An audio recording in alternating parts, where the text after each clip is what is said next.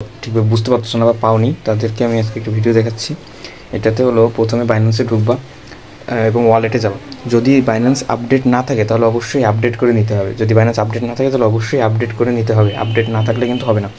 Update করার পর বাইন্যান্সে ঢুকে লগ ইন করবা। লগ ইনের পর ওয়ালেটে গিয়ে উপরে ক্রিপ্টো এবং অ্যামাউন্ট থাকবে। ক্রিপ্টো এবং অ্যামাউন্টের মধ্যে তোমরা ক্রিপ্টোতে ক্লিক করবা। ক্রিপ্টো এবং নিচে যদি তোমাদের কোনো টোকেন থাকে তাহলে থাকবে, না হলে একদম নিচে দেখবা ডক্স আছে, ডক্স টোকেন পেয়ে যাবা। আর যদি ক্রিপ্টো বা অ্যামাউন্ট না থাকে তাহলে অবশ্যই এক্সপোর্ট অ্যাকাউন্টে গেলে দেখতে পারবো, কারণ ওটা সরাসরি তোমাদের এক্সপোর্ট অ্যাকাউন্টে উইথড্র হয়ে যাবে। এখন থেকে তোমরা এই বাইন্যান্স থেকে আরেক বাইন্যান্সে নিতে পারবা, মানে ডিপোজিট করতে পারবা বা স্থানান্তরিত করতে পারবা অন্যদের কাছ থেকে। সেল এখনই করতে পারবা, কিন্তু দামটা আসুক তারপরে জানানো যাবে।